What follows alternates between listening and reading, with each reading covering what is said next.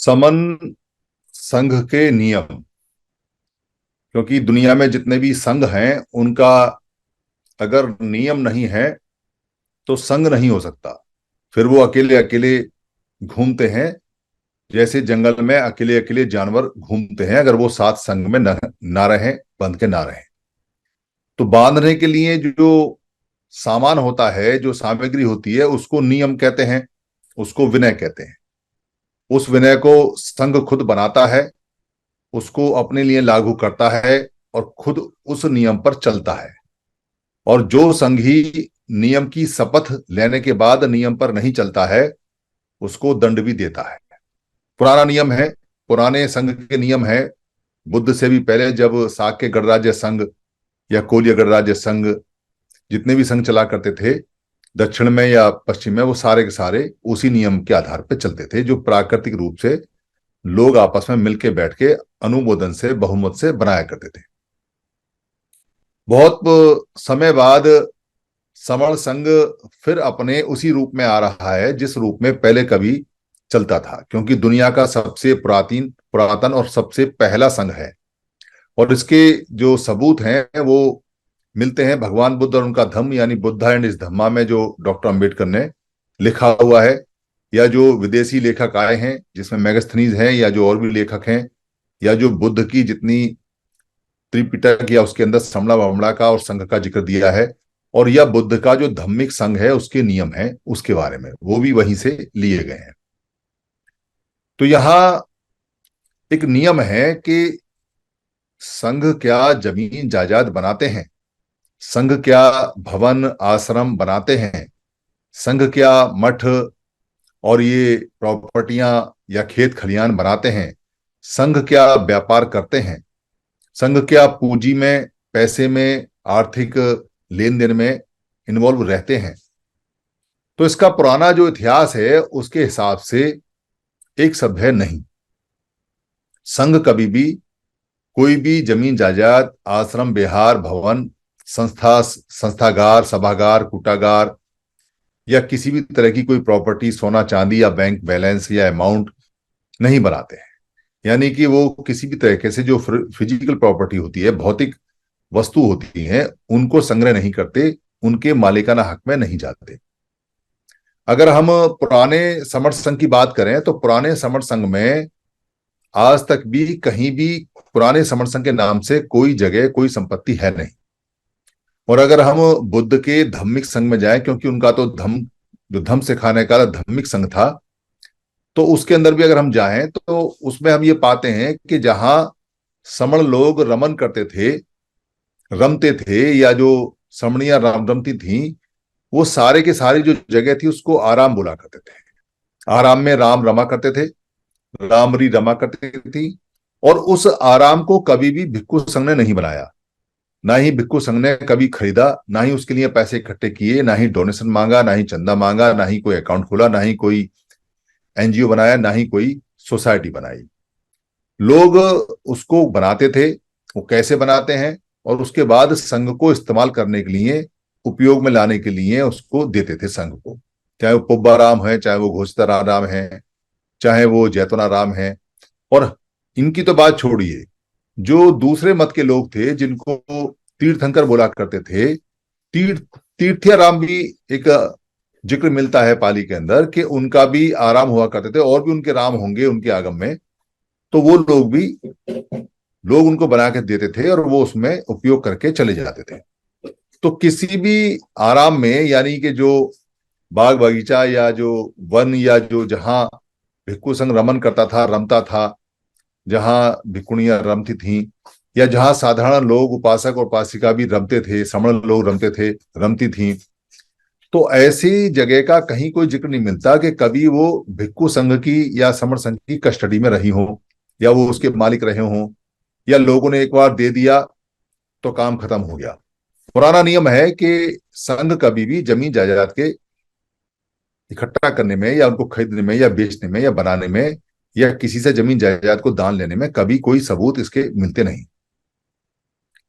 यहां अगर आप देखें नए तरीके से, क्योंकि भारत के अंदर और पूरे विश्व के अंदर जो बुद्ध की विपස්සना सिखाने वाले जो लोग हैं, जिनको सत्यनारायण गोयनका बोलते हैं, गुरुजी बोलते हैं, उन्होंने विपश्यना के कोर्स डेवलप किए और अपने मरने से पहले एक व्यवस्था बनाई कि जो विपश्यना के सेंटर हैं, उन सेंटरों का जो मालिक है वो विपश्यना सिखाने वाले आचार्य नहीं है। ना ही गोयनका जी ने जो सिस्टम बनाया उसमें गोयनका जी उसके मालिक हैं, ना ही गोयनका जी ने जो 1200 1400 1500 टीचर बनाए सिखाने वाले, वो उसके मालिक हैं।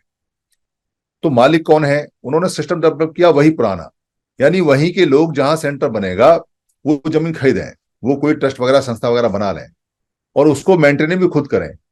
विपස්සना करने वाले लोग आते हैं, सिखाने वाले लोग आते हैं, सीखने वाले सीख कर चले जाते हैं, सिखाने वाले सिखाकर चले जाते हैं।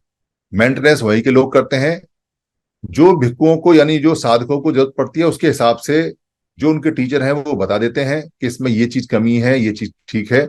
वहां के लोग पुण्य कमाते हैं और वो प्रॉपर्टी के मालिक वही रहते हैं, मेंटेनेंस वही करते हैं। सीखने वाले सिखाने वाले जो धर्म सीखने सिखाने वाले हैं वो उसके मालिक नहीं रहते। तो इसका बड़ा फायदा हुआ। इसका फायदा ये हुआ कि एक तो जमीन जायदादों का हिसाब नहीं रखना पड़ता, और जो दूसरा सबसे बड़ा फायदा हुआ वो आज के परिप्रेक्ष्य में अगर आप देखेंगे तो आपको पता चलेगा कि आज का सिनेरियो क्या है। भारत के अंदर जो पिछले 66 साल से जो क्रांति चल रही है बाबा साहब के बाद, और उससे पहले भी आप देखोगे तो जहां जहां भी लोगों ने इकट्ठे होकर छोटे छोटे संगठन बनाए, या बुद्ध धर्म के अलग अलग मठ बनाए, या संतों के अलग अलग आश्रम बनाए, या डॉक्टर अम्बेडकर के नाम से भवन बनाए, या कबीर भवन बनाए, या कबीर आश्रम बनाए, या रविदास आश्रम बनाए, या रविदास मठ बनाए, या गार्ड के मठ, या नामदेव मठ, या जो पेरियार हैं उनके मठ, या जितने हमारे गुरु घासीदास हैं, या जितने भी संत हैं, या आजकल जो बनाते हैं वो काशी राम जी के नाम से बनाते हैं, डॉक्टर अम्बेडकर के नाम से बनाते हैं, बिरसा मुंडा के नाम से बनाते हैं, और भी बहुत सारे संत हैं। तो इनके नाम से और सरकारी कर्मचारी सरकारी संगठनों में पैसे इकट्ठे करके डॉक्टर अम्बेडकर के नाम से, कोई हॉस्टल के नाम से, कोई बुद्ध विहार के नाम से, कोई, ये सारे सरकारी जो कर्मचारियों के संगठन है वो पैसा इकट्ठा करते हैं और वो किसी ना किसी नाम से बनाते हैं। तो जितने भी लोगों ने बुद्ध विहार बनाए, या जितने भी संतों के नाम से कोई चीज बनाई, या डॉक्टर अम्बेडकर के नाम से बनाई, या जो सामूहिक छोटे छोटे लोगों ने ग्रुप में बनाई, पहली बात तो उसका सबको फायदा नहीं होता, क्योंकि लोगों को पता ही नहीं है कि कौन सी जगह कहाँ पर है और किसमें क्या जाने की शर्त है, कोई खर्चा है, कोई किराया है, कौन जा सकता है, कौन नहीं जा सकता, किसी को पता ही नहीं। दिल्ली के अंदर 300 बुद्ध विहार हैं, इतने सारे अम्बेडकर भवन है, कबीर भवन है, बहुत सारे अलग अलग तरह के भवन हैं, पर दिल्ली के बाहर के लोगों की तो बात छोड़िए, दिल्ली के लोगों को भी नहीं पता कि वहां अगर बाहर से कोई व्यक्ति आए तो वो रुक सकता है या नहीं रुक सकता है, या उसे कोई कमरा मिलेगा या नहीं मिलेगा, या कमरा है या नहीं है, या वहां कुछ खाने की व्यवस्था है या नहीं है, कि डॉक्टर का मेडिकल कोई बेनिफिट मिले, वहां पे कोई फैसिलिटी मिले है या नहीं है, किसी को कोई जानकारी नहीं, क्योंकि आपस में जुड़े हुए है नहीं। नुकसान क्या हुआ? चलो जुड़े हुए नहीं है तो भी एक बात चल सकती है, पर नुकसान क्या हुआ कि वहां आपस में मनमुटाव होने लगे।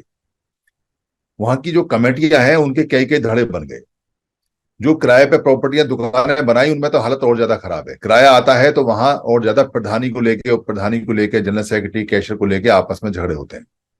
पैसा खर्च होता है, उसका कहीं हिसाब होता है, कहीं नहीं होता, कहीं पैसा अनाप शनाप खर्च होता है, कहीं बेहिसाब खर्च होता है, कहीं करप्शन में जाता है, कहीं किसी तरह जाता है। तो उससे क्या हुआ कि जो जुड़ने वाले लोग थे वो जुड़ने की बजाय और टूटने लगे, और टूटने भी लगे बहुत माइक्रो लेवल पे, यानी बहुत छोटे लेवल पे। जैसे किसी शहर के अंदर अगर 10 संस्थाएं हैं और 10 वो कुछ बना रहे हैं, तो 10 संस्था एक शहर के 10 टुकड़े हो गए, और उनके अंदर जो मनमुटाव हुए, कोर्ट केस हुए, उसमें टुकड़े हुए, और वो जो दुश्मनी होती है, मनमुटाव होता है, वो परमानेंट होता है। वो इतना ज्यादा परमानेंट होता है कि आदमी मर जाता है पर वो औलाद को कह के जाता है कि इसने ऐसा किया, इसने ऐसा किया, और वहां से संघ को, समाज को, सबको इकट्ठा होने में बहुत ज्यादा दिक्कत आती है। लोग जुड़ते नहीं है, टूटते जाता है। अगर आप अंदर गहराई में जाओगे तो हर व्यक्ति का दुश्मन संस्था में तैयार है।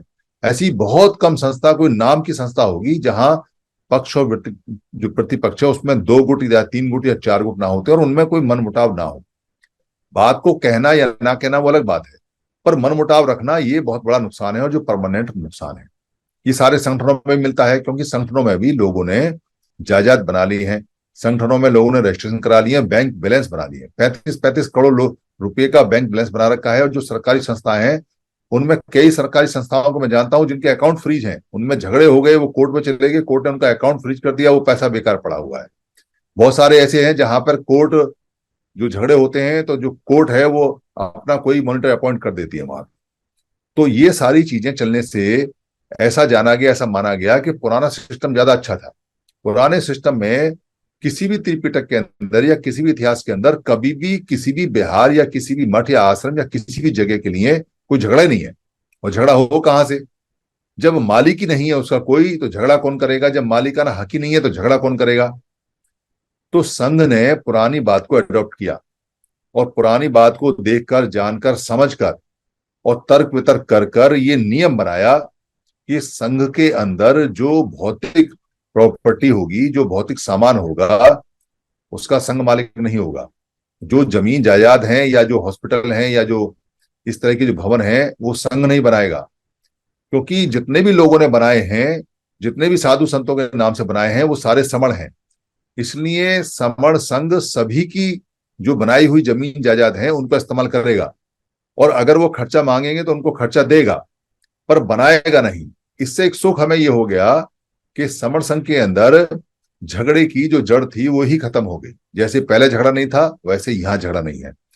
और जिन लोगों ने बनाया हुआ है उनको समर संघ ये कहता है, बार बार कहता है, और अब तो इसका प्रस्ताव भी पास हुआ है कि हमको सारे जो भवन हैं, स्थल हैं, आश्रम हैं, मठ हैं, उन तक ये मैसेज पहुंचाना है कि आओ हम सब एक माला में जुड़ जाएं, लोगों का फायदा करें, लोगों का कल्याण करें और आपस में एक दूसरे को जोड़ें, ताकि मुंबई से आने वाला व्यक्ति दिल्ली के बुद्ध विहार में, दिल्ली के अम्बेडकर भवन में, दिल्ली के कबीर भवन में कमरा ले सके, रुक सके, उसे पता हो और उसकी गारंटी हो कि वो अच्छा आदमी है, सही आदमी है, ताकि रुकने वाले को, रोकने वाले को, दोनों को किसी को दिक्कत ना हो।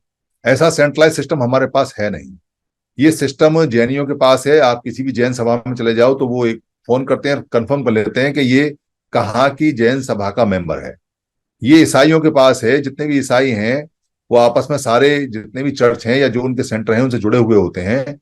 जब कोई दूसरे शहर में जाता है तो पहले ही बुकिंग करा के जाते हैं कि ये हमारा मेंबर है, ये इस चर्च का मेंबर है और ये वहां आके रुकेगा, उसको पूरी सुविधाएं मिलती है।